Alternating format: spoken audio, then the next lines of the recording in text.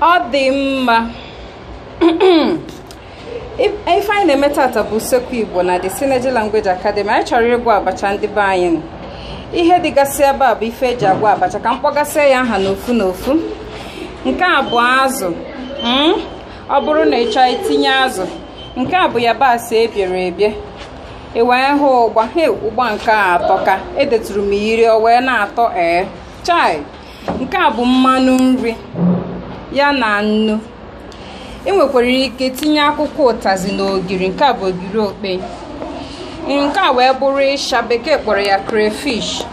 Ihe dị n'ime obere ikwe a bụ magị agbarịrị agbarị, ya bụ ogiri bekee. Nke a bụ mkpụrụ akịdị esigoro esi. Esiela ya esi, biko ka ntaratụkwa na unu ewe n'iwe. Ọ tọọ ya. Nke a bụ abacha. Anyị akarawo ya mmiri. Nna abacha nke a maka onye gwara ya ka anyị jekwenu, anyị na-anaghachite. Unu agakwa n'ebe tere aka.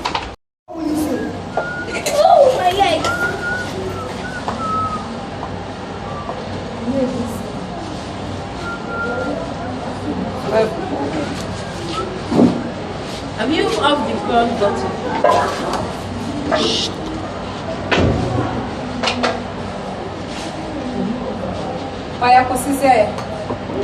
Has already melted. Hapịa ka ọ na-ekwu ife juru ya ọnụ. Ire ncha, ire ụgba. Efi na-edere m anya ọbụmasị. Yes, you don't like. Ọ dị m ihe mere kịta bụ na agbanyere mmiri ọkụ n'ime ya bụ abacha ọkpọ nkụ. O wee detu awụnye ya n'ime nyo na-eche ka ọ gụsịsịa mmiri. Biko rotuo na ite a sinyere n'ọkụ na ọkụ na mmiri. Chiamaka rotuo ite a sinyere n'ọkụ. This abacha is sweet. Ugbu a na-awụnyezi ya n'ime ọba rọba wee na-akwadobe ya maka ọgwụgwọ. Ọkwụrụ na-esonye n'ife anyị na-eme. Anyị na-esoro. Ịsha ka anyị na-enye n'ọkụ. Ịma na ọ bụrụ na ihe ya n'ọkụ nwere ụdị isi ụtọ ọ na-esi ya na ụdị ụtọ ọ na-atọba. Abacha anyị na-agwọ bụ abacha ndị ọgụ. Ọ dị mma. Unu ma na ebu ndị Igbo. Anyị na-arụrụ ụlọ taa. Anyị anaghị eme ya n'ụzọ ndị bekee si eme ya. Ya bụ na ọ bụ aka ka eji agwọ abacha taa. Ọ bụghị nke a na-agwọ ejiri osisi ma ọ bụ egbere ngaji na-eme yọkọ yọkọ. Aka ka eji agwọ ya bụ ife. Ugbu a achọrọ iwunye mmanụ. Ọ bụrụ na ewucha ya mmiri ọkụ hapụ ya ọgụchatụ mmiri. Iwunye mmanụ. Ọkwa ị na-afụ ife a na-eme. Ọkwa abacha ndị ọgụ ka anyị na-agwọ. Ọ bụrụ na ị bụ onye ọgụ, anyị gwacha abacha biko wenyere anyị aka elu. Ọ dị mma. Iwunye mmanụ ịgwọkọ ya. I were aka gị gwọkọsịa ya ọnụ.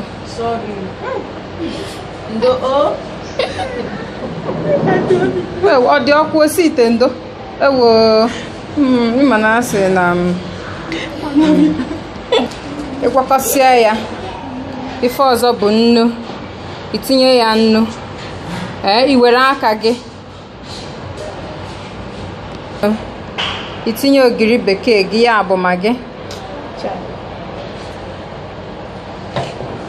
Itinye ya gwọkọsịa ya ọnụ. Ọzọ bụ ose. Awụnye ụgba. Ọ dị mma.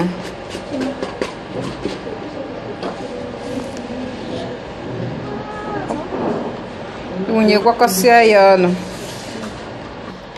Iwunyezie mkpụrụ akịdị esiri esi. Mkpụrụ akịdị esiri esi. Onye bi mgbasị ebe apụ ọsịsọ.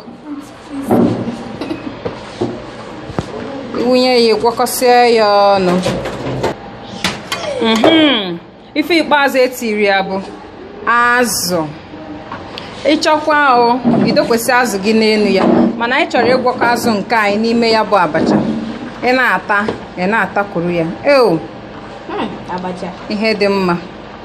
Ọ na-atọ m ka shuga. Anyị agwọsịa na abacha.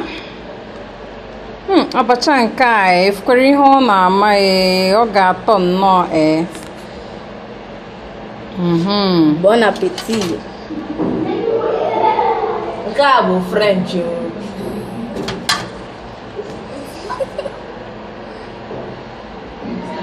Ya bụ ose na akwụkwọ ụtazị ka etiri n'akụkụ ya.